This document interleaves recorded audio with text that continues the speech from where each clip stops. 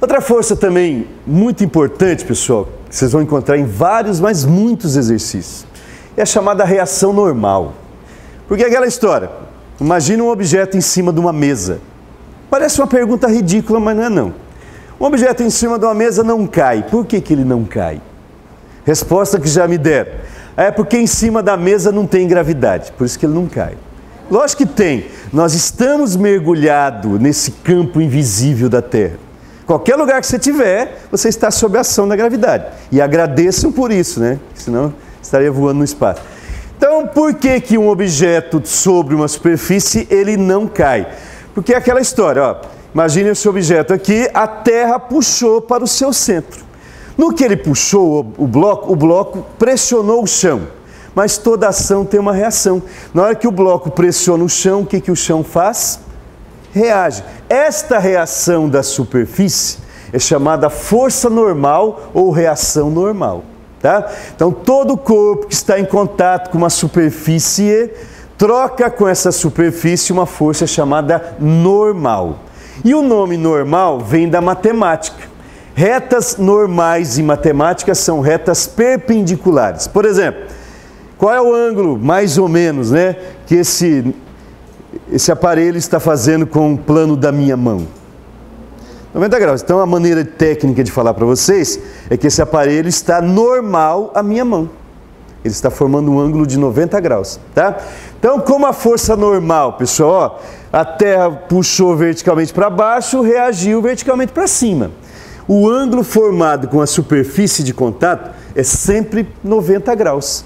Por isso que ela chama-se força normal. Mas vocês têm que tomar muito cuidado. 90% dos exercícios que a gente resolve, o chão é horizontal. Aí a gente fica meio bitolado.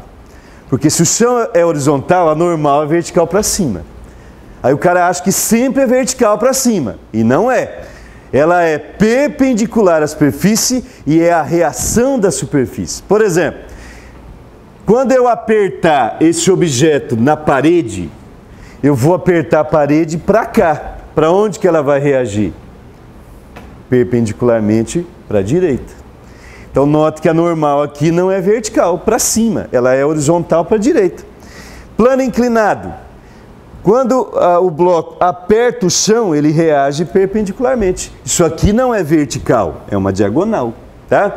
Então, o que vocês não podem esquecer é que a força normal, por isso que tem esse nome de normal, ela é uma força perpendicular à superfície de contato. Ó, na hora que eu aperto o quadro, eu faço uma ação, o quadro reage perpendicularmente em sentido contrário. Tá? Se eu apertasse o teto, para onde que a normal estaria apontando? Verticalmente para baixo, certo? Então tem que lembrar sempre que é a terceira lei de Newton. Ação, reação perpendicular, certo?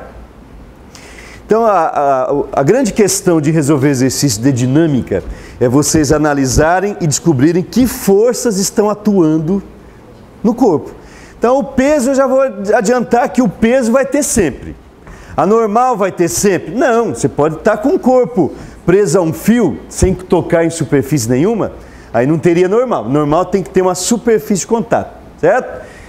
E por falar em fio, existe uma força chamada tração, ou tensão, dá na mesma, que é a força que você aplica num objeto através de um fio, de um cabo, de uma corda, qualquer coisa que seja semelhante a isso.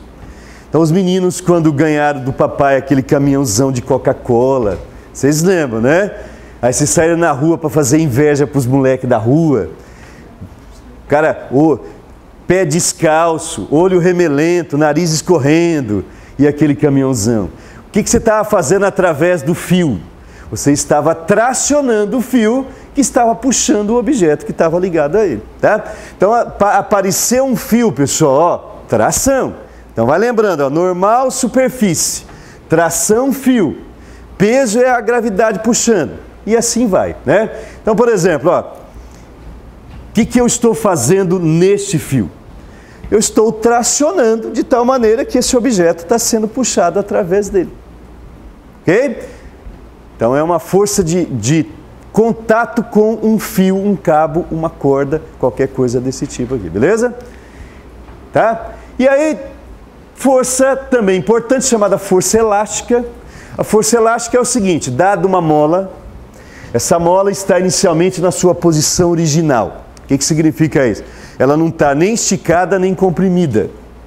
Você tirou a espiral do caderno, soltou. Do jeito que ela ficou, é a posição original. Só que eu venho aqui e dou uma puxada. Puxei, apliquei uma força de tal maneira que eu distendi a mola. Eu aumentei o seu comprimento. Como eu poderia ter feito o contrário, eu poderia ter comprimido a mola. Dá na mesma. Só que é o seguinte, pessoal, ela reage. Na hora que eu puxar vertical para baixo, o que a mola vai fazer?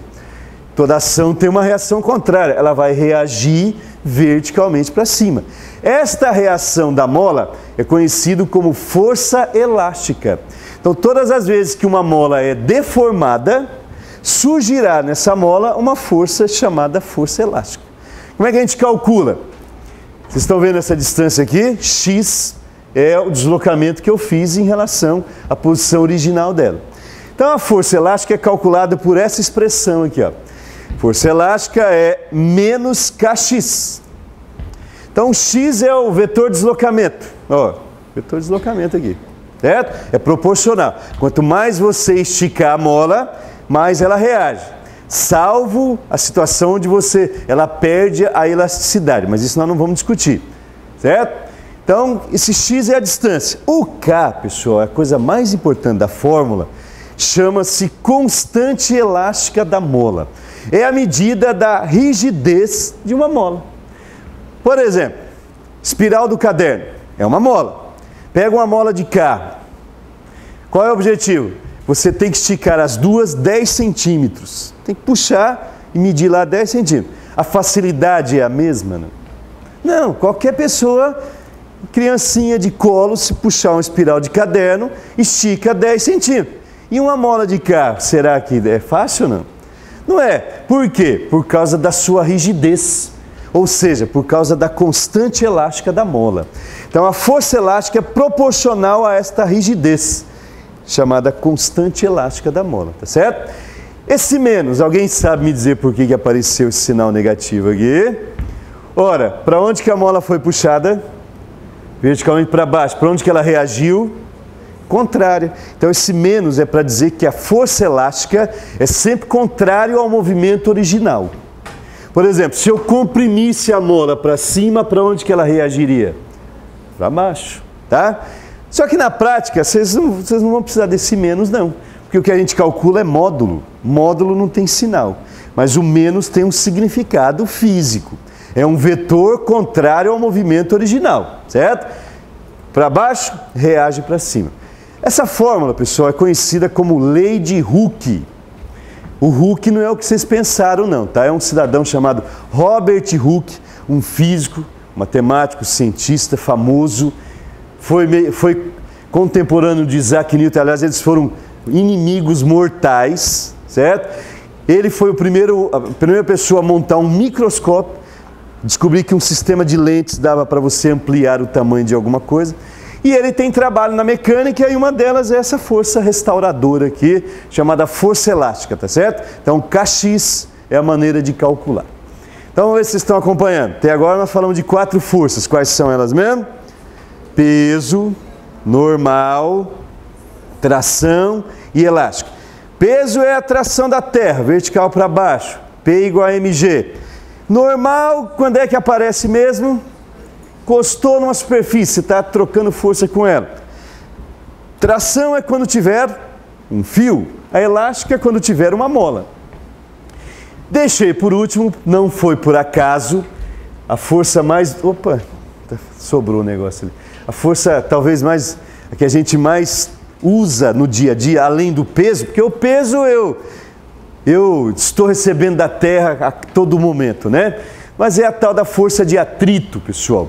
A força de atrito de deslizamento. Ó, esse coitado aqui está tendo uma dificuldade enorme de empurrar esse objeto. Por quê? O que existe entre o chão e a superfície?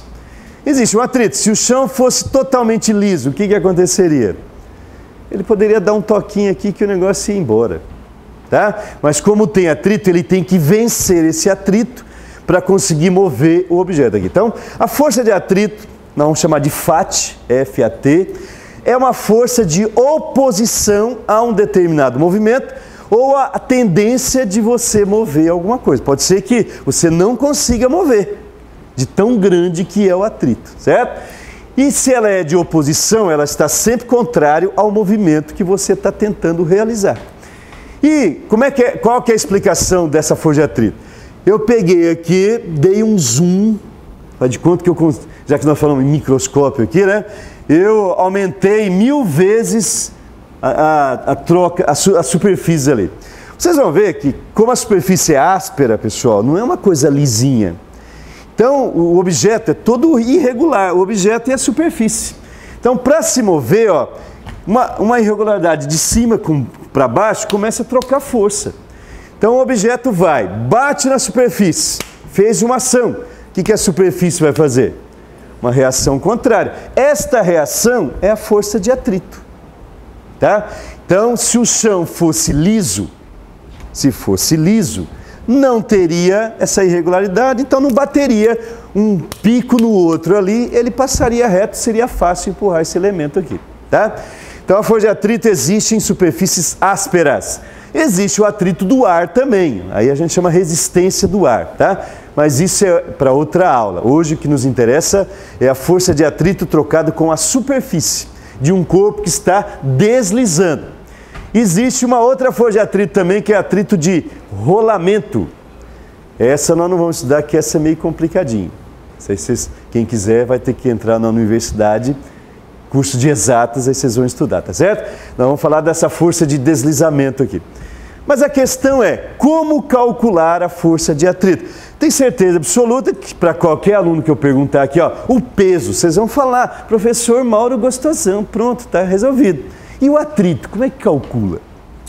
Não é tão simples assim, pessoal. Depende da situação. Até coloca uma pergunta lá. Como calcular a força de atrito?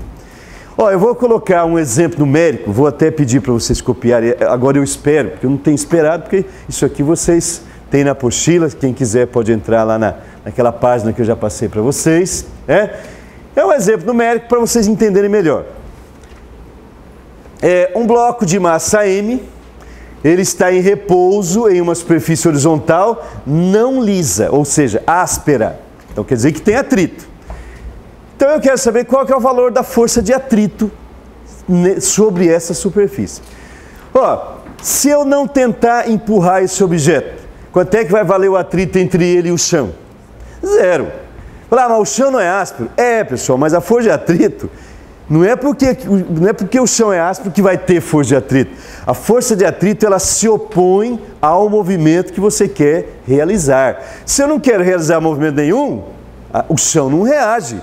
Para ter uma reação, precisa do que antes? De uma ação, né? Então, esse objeto, a força de atrito nesse momento é 0. Então, não existe tentativa de movimento, não existe força de atrito. Mas eu quero mover esse objeto. Então, eu venho aqui... através de uma corda ou com a própria mão, isso agora não interessa. Um agente externo está aplicando uma força de 10 newtons horizontal para a direita. Só que tem um detalhe, o objeto continua em repouso. Ora, como é que isso é possível? Eu venho aqui e aplico uma força, ele não sai do lugar? Se ele não sai do lugar é porque esses 10 newtons foram anulados com uma força contrária. Qual é a força que anula 10 horizontal para a direita? 10 horizontal para a esquerda. E que força é essa horizontal para a esquerda? É exatamente o próprio atrito. Tá? Então, na hora que eu puxei, o chão reagiu com 10 newtons de tal maneira que o objeto não saiu do lugar. Certo?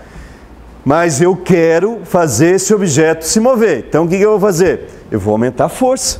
Com 10 não está dando, vamos tentar mais. Deixa eu ver quanto que eu estou tentando. 20. Aumentei para 20, dobrei o valor da força. Mas olha o que aconteceu, pessoal. O corpo ainda continua em repouso. Isso quer dizer que o atrito de 10 passou a quanto nesse momento? 20, porque se está em repouso, as forças se anularam. Então, quer dizer que o atrito vale 20. Aí a pessoa desiste, fala, então eu não vou empurrar mais. Porque quanto mais eu puxo, mais atrito tem. Quer dizer que o objeto não vai sair do lugar nunca. Isso é verdade? Não, porque tudo tem um limite.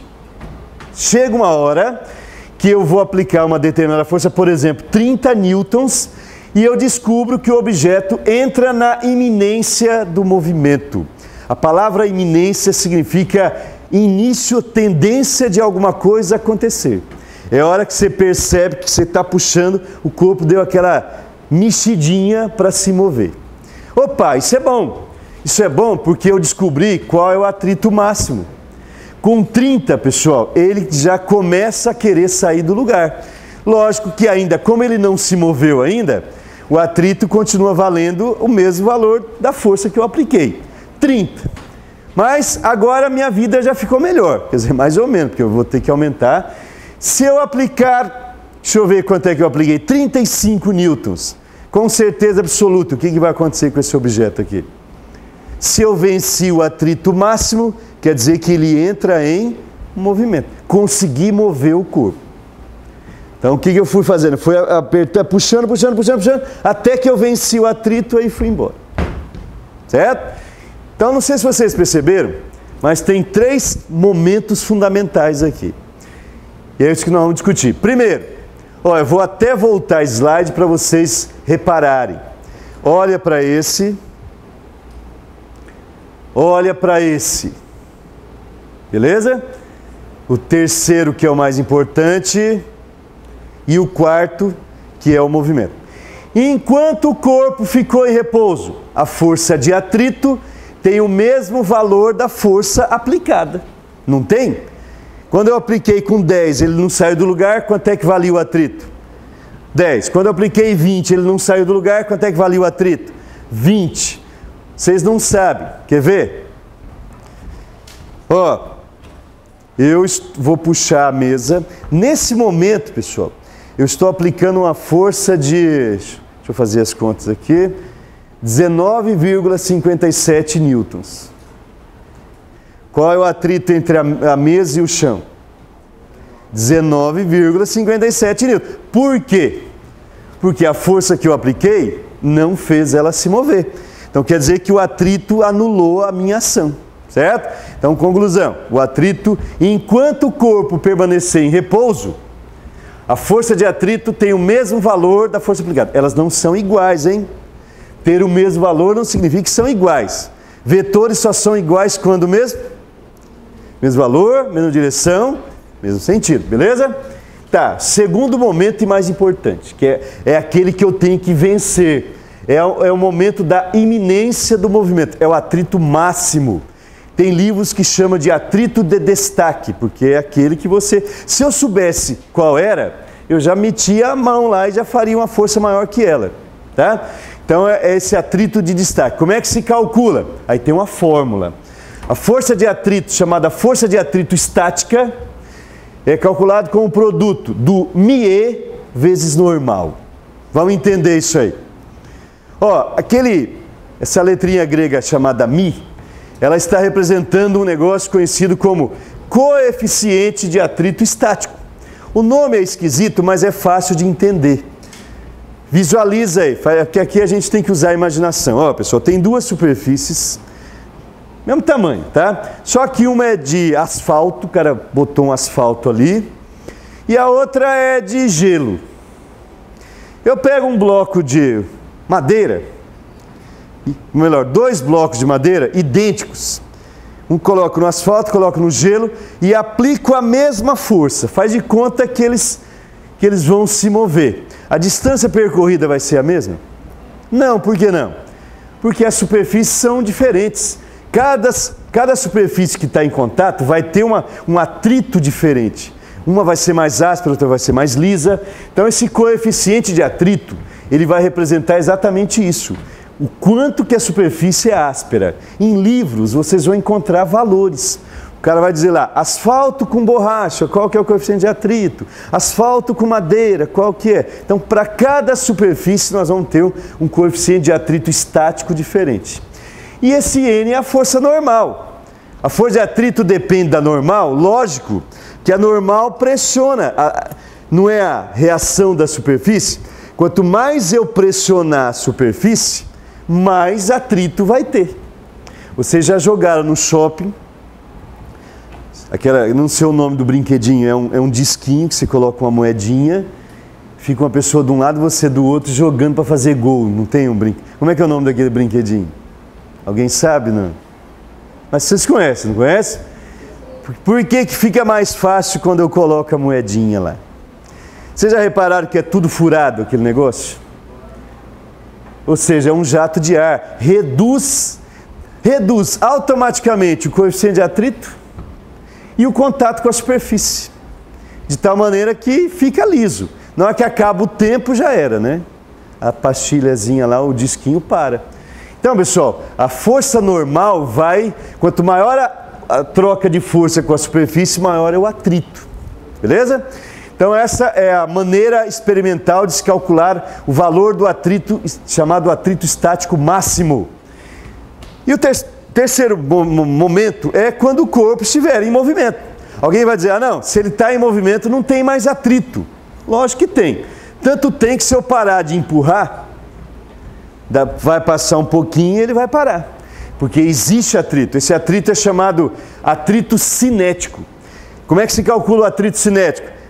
Coeficiente de atrito cinético vezes a normal. Dá uma olhada no que mudou daqui para cá. O coeficiente ficou diferente. Exatamente por quê? Porque depois que se move, o contato com a superfície dá uma reduzida. Vou falar uma besteira, não é uma besteira, mas uma coisa que tem que ter muito cuidado. É como se a superfície tivesse ficado mais lisa. Por exemplo, as meninas, eu acho que nunca fez isso, mas os meninos já fizeram. Empurrar guarda-roupa. O que é mais difícil quando você vai empurrar um objeto, pessoal? O mais difícil é colocar o objeto em movimento. Depois que você colocou em movimento, é só manter. O cara que está empurrando dá até uma aliviada, assim, ó. Sabe por quê? Porque o difícil é vencer o atrito máximo. Porque esse coeficiente é maior que esse. Depois que você venceu o atrito máximo, a força de atrito ela tem uma queda porque muda o coeficiente. E aí fica mais fácil de você mover o corpo. Então, você quer ajudar alguém? Ô tio, ajuda a empurrar aqui. Seja esperto. Você vai bem devagarzinho até o cara colocar o guarda-roupa em movimento. Depois que ele colocou em movimento, você vai lá e ajuda. Ele vai ficar agradecido, você não ajudou em nada, na verdade, né? Porque o difícil é tirar do lugar. Ó, só para encerrar e fechar a ideia, pessoal, esse gráfico é muito famoso. Vocês vão fazer o Enem. Isso aqui existe uma chance muito grande de cair. O último exercício que eu me lembro, ele comparava o freio normal com o freio ABS. Então, olha o que acontece, ó, força de atrito em função da força que eu apliquei. Enquanto eu vou aplicando força, o atrito vai crescendo. Chega uma hora que eu atinjo o valor máximo do atrito, chamado atrito de destaque. Aí depois o corpo entra em movimento. Quando ele entra em movimento, o atrito tem uma queda e se mantém constante. Isso aqui é um gráfico experimental. O pessoal das engenharias, aí vocês vão construir esse gráfico experimentalmente. Então vocês podem, não gosto dessa palavra não, mas pode decorar. Então ele vai aumentando, aumentando, aumentando, até que eu venço o atrito. Venci o atrito máximo, o corpo entra em movimento. Quando entra em movimento, o atrito tem uma queda. E enquanto o corpo se move, o atrito permanece constante. Certo? Essa é a história do atrito sobre um corpo. Beleza?